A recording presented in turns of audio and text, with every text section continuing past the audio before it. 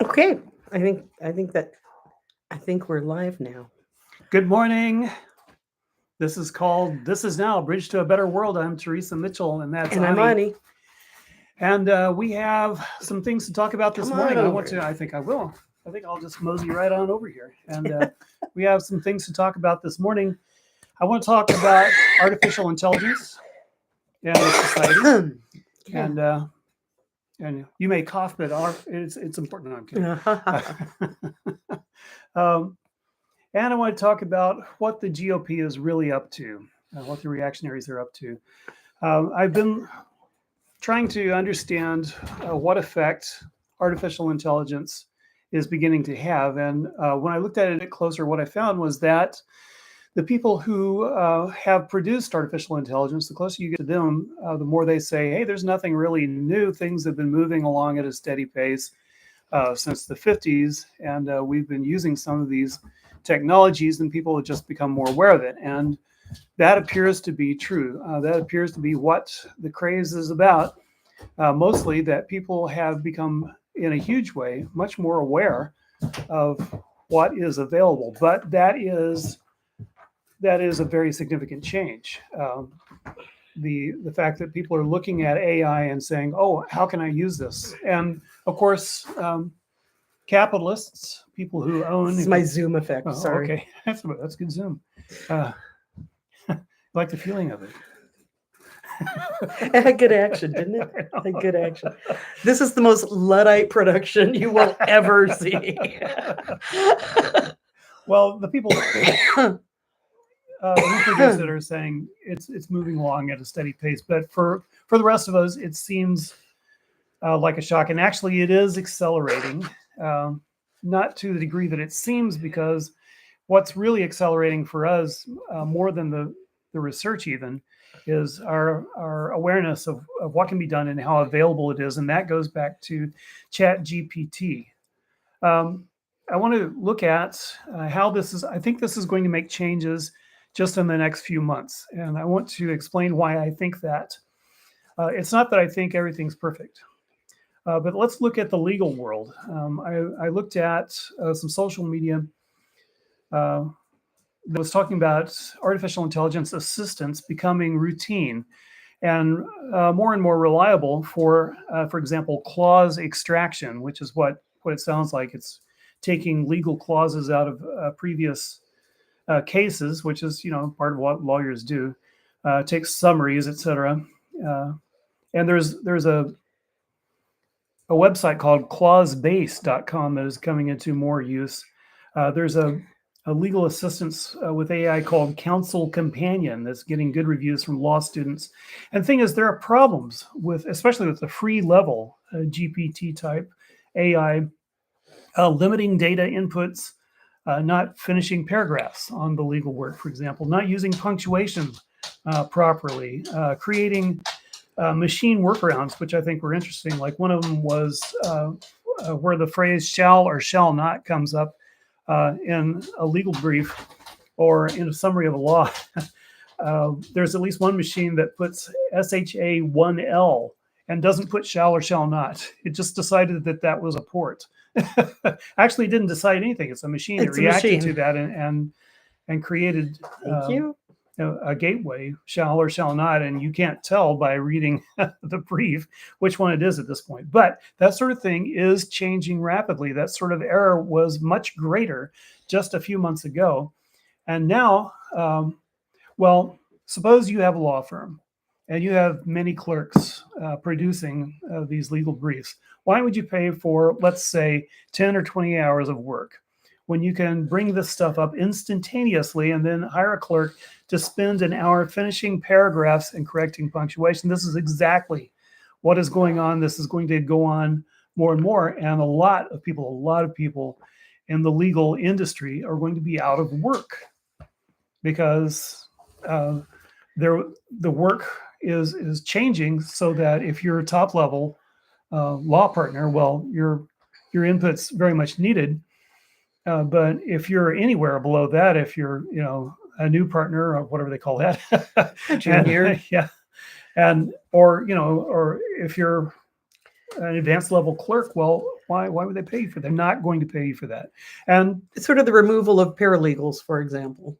yeah, and we're going to have some paralegals on there correcting it, but that's not very many. We could be proofreaders.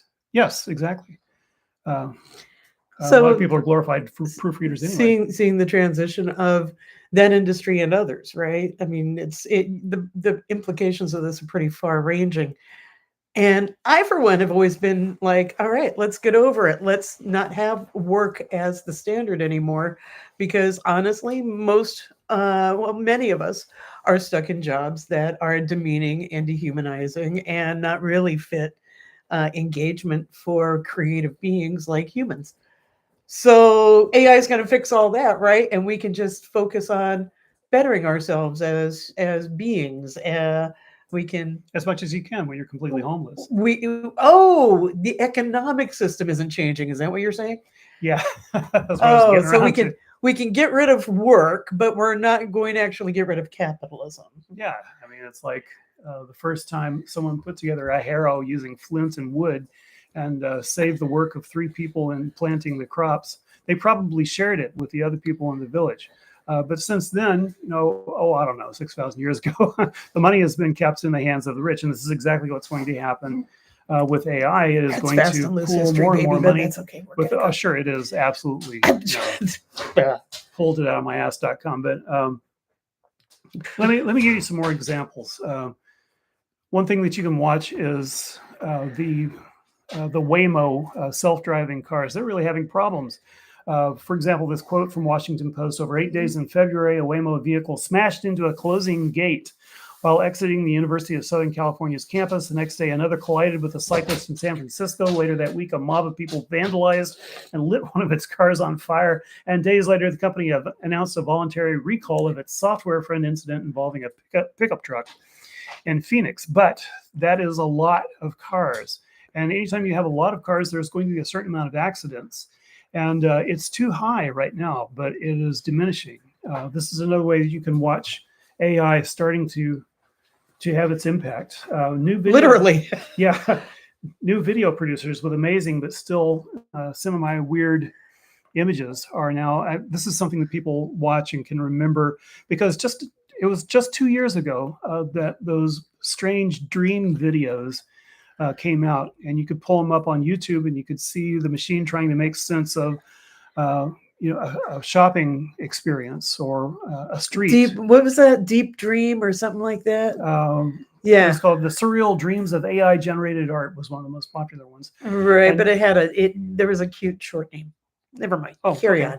Yeah, well, now the famous video is of a cat making its way through a city landscape. And it's not perfect, but that's just about the worst you can say about it. It's amazing. It looks almost photorealistic. And it was produced with a prompt, something on the level of lonely cat seeks shelter in city. Bam, you've got a video. In medicine, there's a quote that I found: if the choices are you get a 98 probability of diagnosis for $5,000, or you get a 92% probability of diagnosis for $20 for paying OpenAI, you see the problem. And of course, this problem is easily solved with, as in the case of the law clerks, seek a smaller amount of attention from a doctor, and or run it through a hierarchy leading up to a doctor, seek a smaller amount of attention from someone looking over the results and then putting anything questionable to the doctor. Negative drug-to-drug interactions have already been modeled and predicted by an AI platform, and that's something that just simply works because it produces possibilities explained by the procedure, by the AI process that allow you to look at possibilities of drug-to-drug interactions. And it's already, using the process, has already found some that you could say were not known. They were known to the people who experienced them and to the doctors who reported them, but they were not known in the sense of being widely reported. And so this has already changed the industry. And then, as I mentioned last week, and I want to wrap up,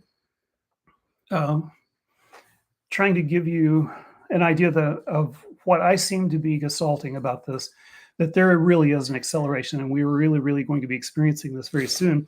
And it's going to is going to worsen capitalist wealth maldistribution. Sam Altman wants $7 trillion. Sam Altman, the famous head of OpenAI, who was kicked out just a few months ago and put back in shortly thereafter in some explosion that we probably won't know the details of for some time. He wants to get $7 trillion in American usage. That's 7,000 billion. An unimaginable sum for. And he wants to do what? And he wants to take that and produce a mountain of presumably tensor chips. And so the question is this a stunt? I think to some extent it has to be a stunt.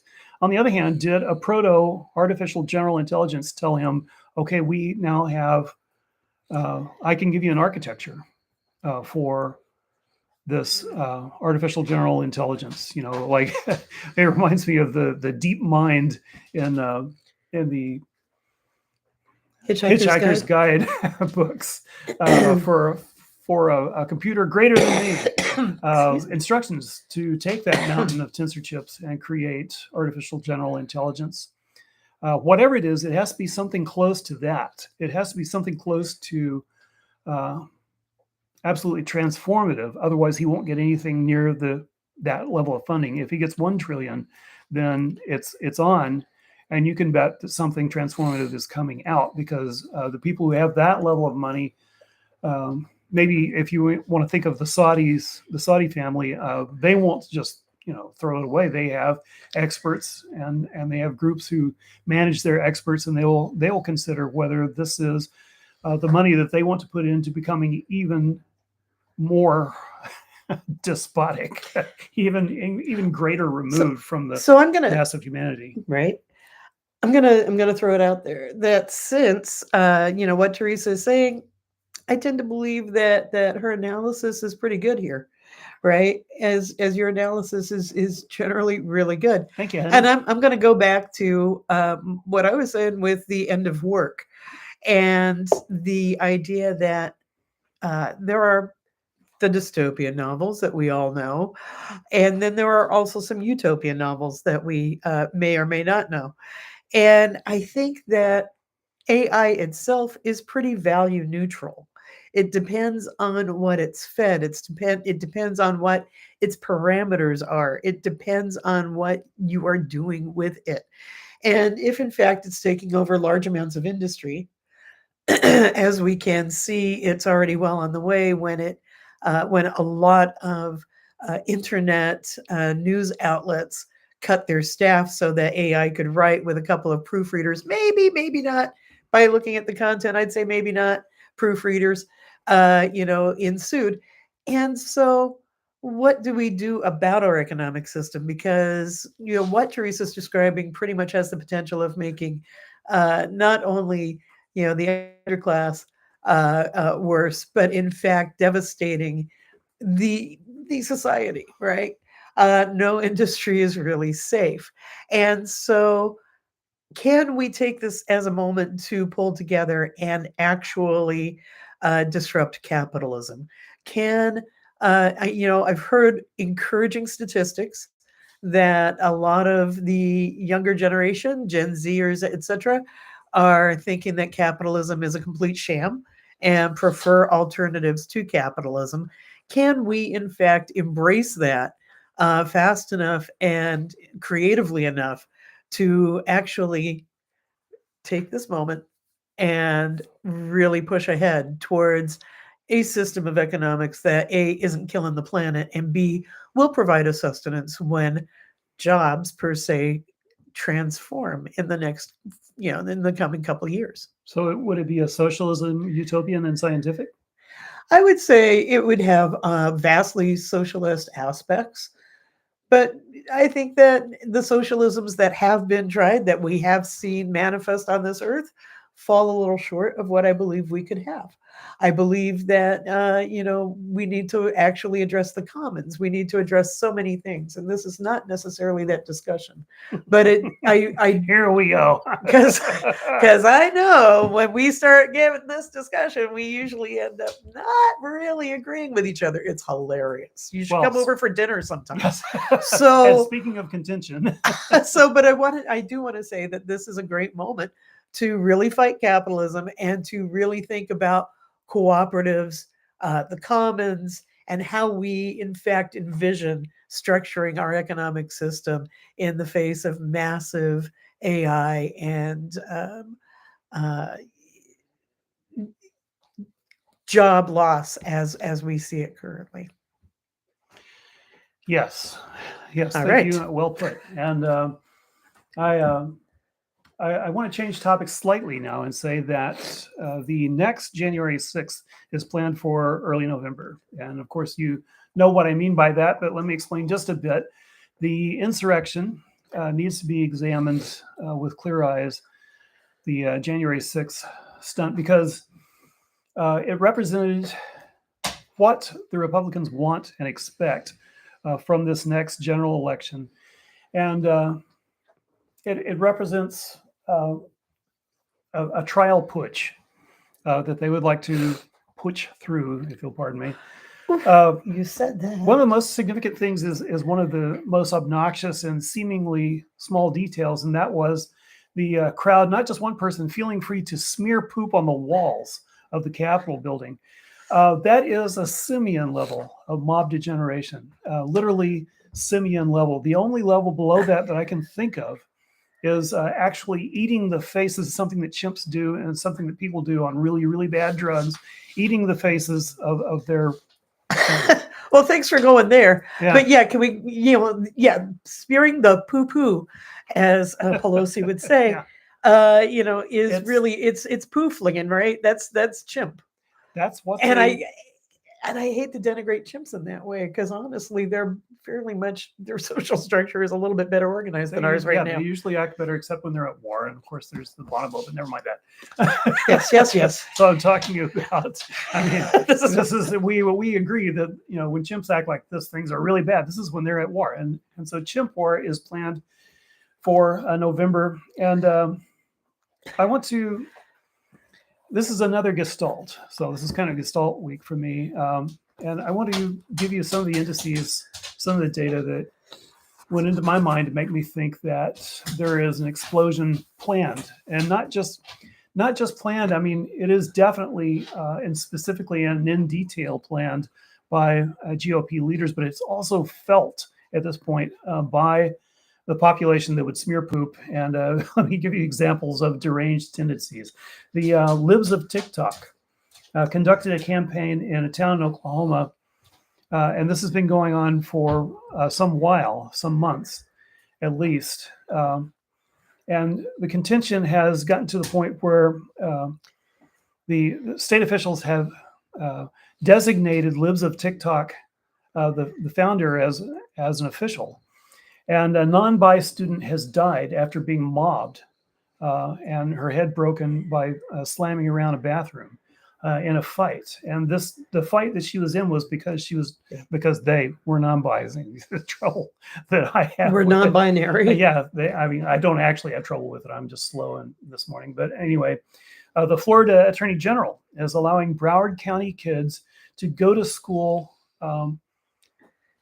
when they do not have full vaccination. I don't remember. It's something over 100 kids in a small area in Broward County are unvaccinated and available to get measles. Measles is happening, and the Florida Attorney General is allowing this to go forward because of hatred of vaccines. This is another example of something that cannot be sustained with rational discourse. The Alabama Supreme Court, as you doubtless know, have designated embryos as children. And there's lots of jokes about, how you're going to get some more dependence on your tax roll and that sort of thing. Dozens of them. You can get dozens. But it is just broadly insane. And when the Alabama Court Chief Justice, Supreme Court of Alabama, was asked about it, Tom Parker, he drew on not the Constitution, but just some crazy crap that he pulled together out of really backwards Christian hierarchy. He said, human life cannot be wrongfully destroyed without incurring the wrath of a holy God. That's a quote. The wrath of a holy God coming out of the mouth of an American judicial official. And Not only a judicial official, the head of a state Supreme Court. yeah, he's quoting the book of Genesis and the prophet Jeremiah. And he says, even before birth, all human beings have the image of God, and their lives cannot be destroyed without effacing his glory. That is not a quote from a priest. Now, so what about that coming theocracy? Well, he may be so thick into his particular mob that he doesn't see that this sort of thing is absolutely unacceptable to the great majority of Americans. But the GOP does know it. And they do not intend to have a rational discourse about it. They intend to force it on us starting in November. This is part of this gestalt I'm talking about. And the question is, will women have to keep their embryos forever? As this idea spreads, of course, it'll spread through the South first. There is no great chorus of women embracing this new second class status.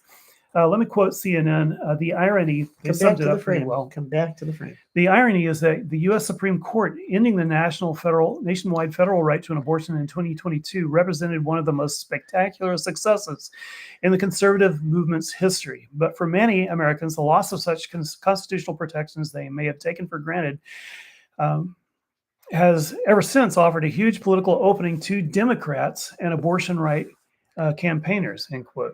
So I don't want to exaggerate. There is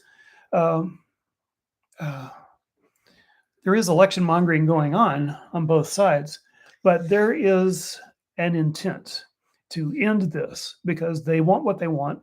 They know that it won't stand to reason, and they don't intend to reason with us.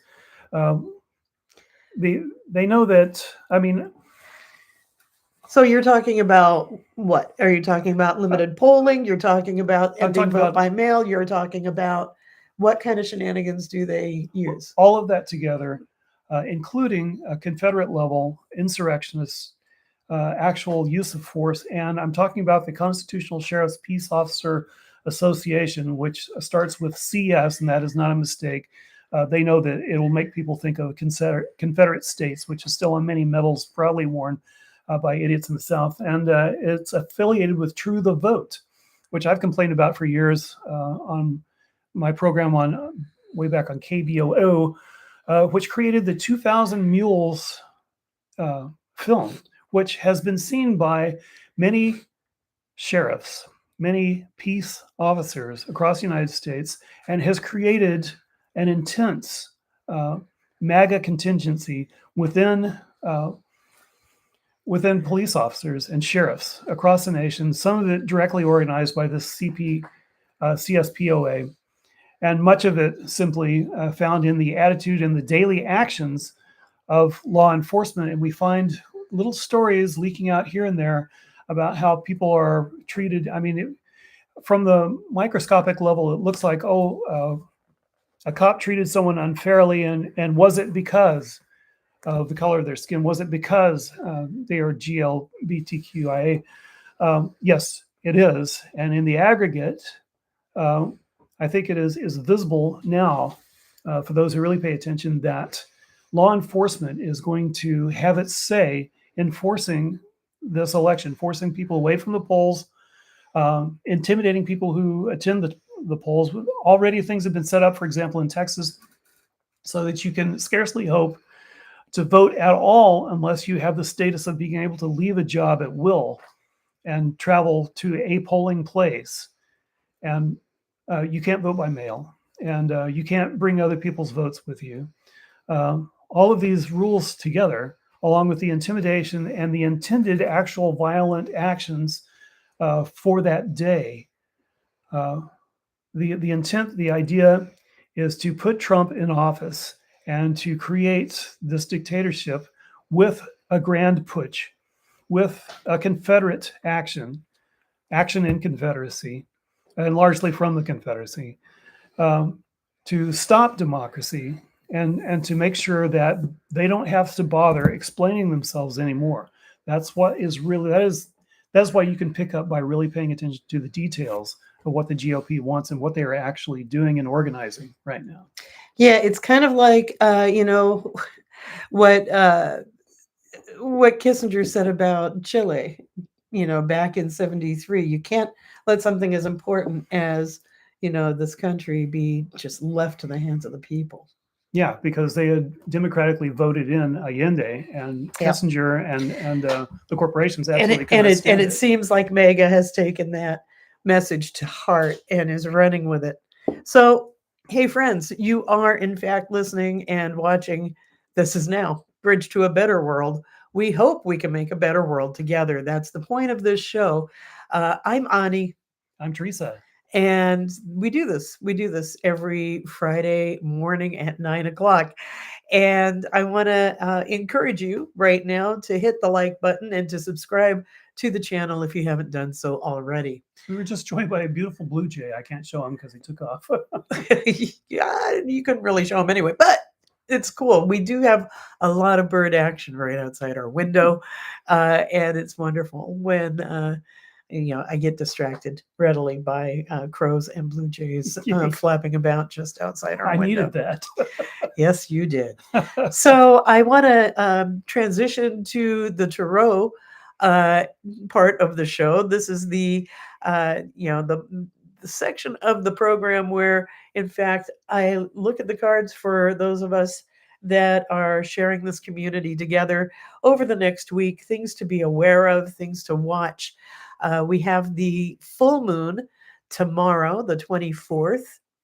And then for the next 2 weeks, the moon wanes, and it's time to, after realizing the fullness of stuff over this full moon period, Fullness of stuff. Fullness of stuff.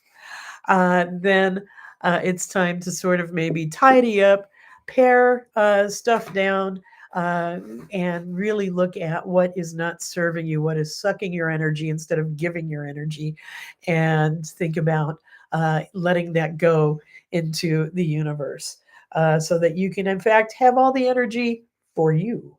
And that is really one of the lessons here of the magician. Where am I? What am I doing? Um, the magician is a card. So the cards for this week are the magician. Magician. I will turn them in some way. This reversed camera just always gets me. The magician. We also have the wheel of fortune that was inverted. And we also have the Ten of Swords that was inverted. And this is from the Cat Tarot deck. And we'll just go ahead and get going on what this all means now. The Magician is a call to really focus on what's important and keep yourself balanced, grounded, and centered so that you can, in fact, control your energy to manifest what you need, to really be effective in doing change work, to directing your will in a way that is actually in accordance with your soul, with what you want, what you need, what community in general needs. We can be better at creating that when we actually balance all of ourselves, when we are in touch with our deepest self, when we know ourselves, when we know our hearts, when we're thinking clearly, when we have good analysis, when we are focusing also on our communication and speaking truth to power, speaking truth to each other, really guiding our communities, staying grounded and taking care of ourselves, taking care of our bodies, and knowing that we are in the creative flow. These are really the lessons of the magician, to balance all those elements and to be in touch with the deepest energies as you use your will to direct them in a good way. The Wheel of Fortune inverted, the wheel, it always spins, right? And sometimes you're on the bottom, sometimes you're on the top, but it's always in motion. And so this is a card where fate takes a hand, and know that hardships and stressors that you have been undergoing, as denoted in the Ten of Swords, that those hardships pass, that crises of analysis pass, that these things are always cyclical. Sometimes the cycles are a little longer than we might want. Sometimes the cycles are a little shorter than we might want, but nothing is permanent, right? Everything changes. And we do have a hand in connecting with the fates and trying to direct that in a good way. So the 10 of swords, basically, yeah, there's been a lot of struggling to really find clarity, that you have been stressed. There may have been a lot of arguments, and arguments can be a huge waste of time and a huge stressor. Or you can also sort of look at them in the rearview mirror and do some analysis and think about how you can use your words different in the future to have better effect and be more aligned with your heart and what you want to project, the real you that is there. So that hardship, that stressor, is sort of fading away. You are probably in need of some rest, and that's good. Rest now. Stay grounded, stay balanced, rest, and the wheel spins. Okay, that's I was kind of impressed with the depth of that one. So thanks for that. I want to thank y'all for commenting. I'll read these a bit more carefully when I have a little more time later this afternoon. I love the comments. And always, if you watch this later, if you're not a part of the live stream crew, by all means, leave your comments below. And we always love to see those as well. Oh yes. You can always suggest things that you want us to cover in the future. And also know that there are links in our about bit that will connect you to our Twitterverse feed, and you can also find that in the Instagram feed, and you can direct message me in either of those platforms to schedule a tarot reading for your very own self. Don't forget those social media buttons there. Use them for target practice so we can get this spread around in our small way. Talking about the like button. Why on earth do you say target practice? Because I like target we'll practice. Just go It's ahead big and fun. discuss this off the air. And but do hit the like button, do hit the subscribe button if you haven't subscribed already. We love you so much, and we'll be back again next week. Our love goes out to you and to all the ships at sea. And between now and then, we get a leap day. I love leap days. All right. I love leap days. It's like a day out of time every 4 years. Shangri-La. Shangri-La. Okay. Love you all. Bye-bye. See you next week.